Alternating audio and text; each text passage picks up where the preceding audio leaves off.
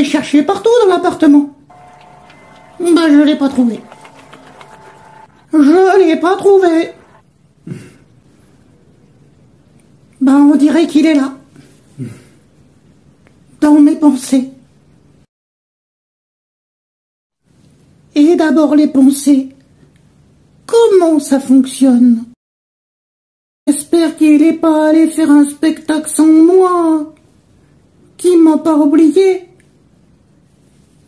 Non, Luzi, je n'étais pas loin. Je ne t'ai pas oublié. Je suis juste allé faire des courses. Et t'as ramené des chamallows? Oui. Après avoir mangé quelques chamallows. Revenons-en maintenant à la question d'aujourd'hui. Comment fonctionnent les pensées? Nos pensées sont fabriquées par notre cerveau qui appartient au système nerveux et transforme les informations qu'il reçoit en mouvement. C'est bizarre, hein? Mais c'est vachement bien foutu, hein? C'est quoi toutes ces petites choses électriques qui bougent là?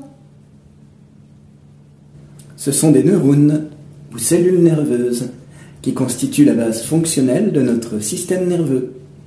Notre cerveau en contient des dizaines de milliards. Peut-être pas chez tout le monde, hein? L'outil. Ben quoi?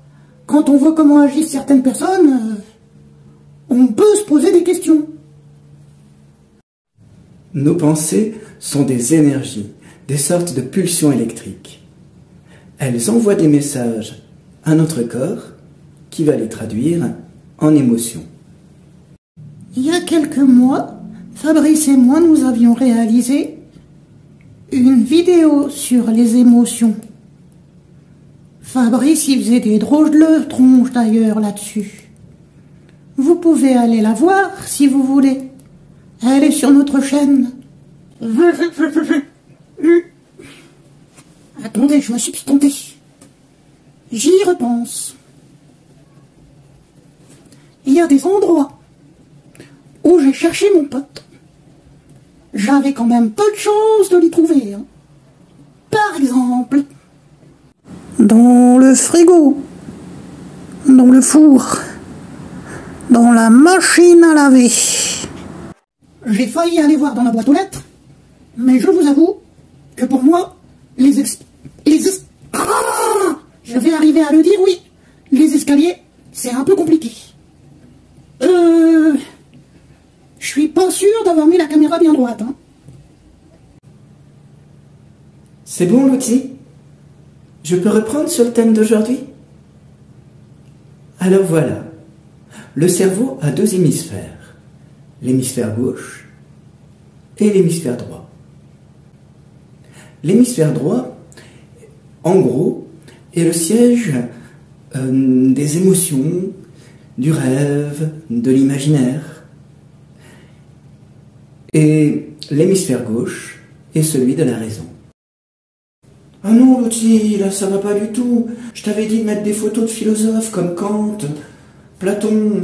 Là, il me mettre Cyril Hanouna, mais t'aurais pas trouvé ça mon choix judicieux non plus. Excuse-moi, Attends, je t'ai mis Jimmy le truc, c'est un intello. Sinon, il y a Monsieur Peabody. Il a la cafetière bien remplie. Enfin, l'outil. Quoi? D'accord.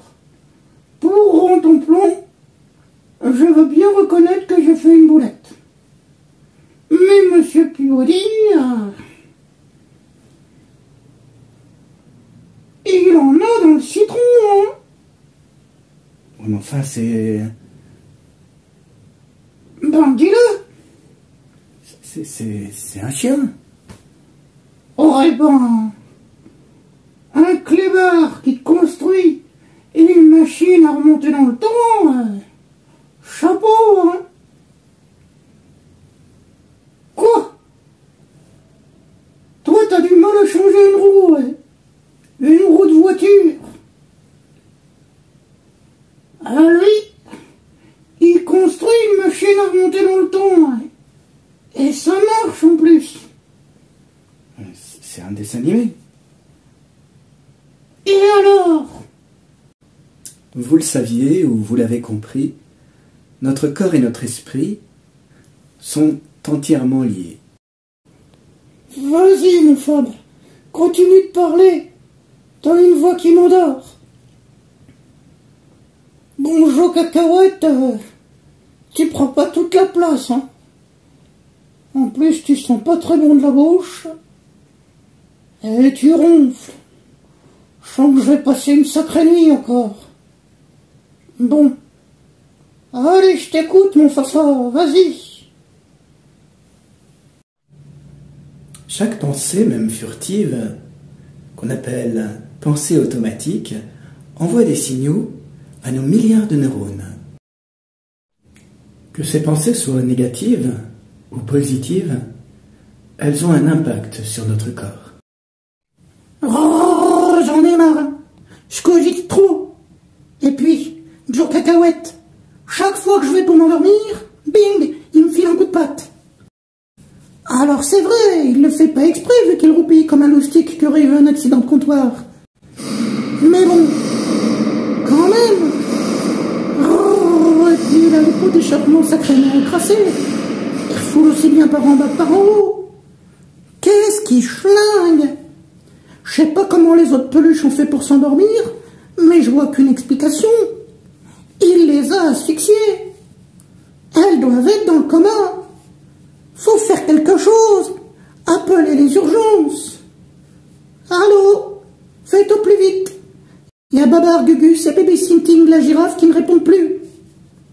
Oh, le bruit d'un marteau-piqueur, à côté des ronflements de Joe Cacahuète, ça ressemble à la petite musique de nuit de Mozart, hein. Un tremblement de terre toutes les 3 secondes.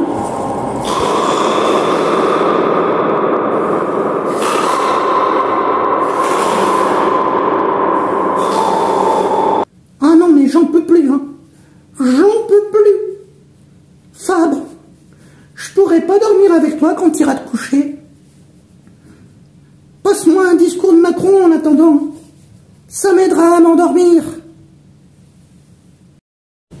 Lutzi, je comprends que ça t'embête, mais je voudrais terminer cette vidéo dans le calme. Ok.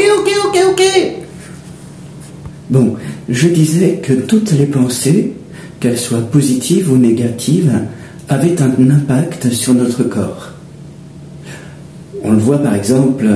T'embête pas, je m'installe au salon. On le voit par exemple quand on dit en avoir plein le dos, parce qu'on porte trop de soucis. C'est marrant, cette expression me fait penser à une autre. Inversement, nos actions ont des impacts sur nos pensées. J'ai soif. Quand par exemple, pour nous calmer, on écoute de la musique, Je vais boire un coup. qu'on passe du temps, qu'on partage notre temps avec des personnes que l'on aime, Je retourne me coucher dans le clic-clac. Finalement, je crois que je préférerais dormir tout que seul. l'on va se promener dans la nature par exemple aussi. On sait jamais si tu ronfles toi aussi. Fab, je vais t'attendre pour que tu viennes me faire un bisou. Tu tapes pas trop. Lutzi, tu me laisses terminer cette vidéo? Oui, mais tape pas trop. J'adore ce dicton qui dit ceci. Vous ne pouvez pas empêcher les oiseaux de la tristesse de voler au-dessus de vos têtes, mais vous pouvez les empêcher de construire leur nid dans vos cheveux. C'est ainsi que je terminerai cette vidéo en espérant qu'elle vous a plu et en vous disant à bientôt. Lutzi, t'exagères quand même. Quoi? Je voulais que tu t'occupes de moi.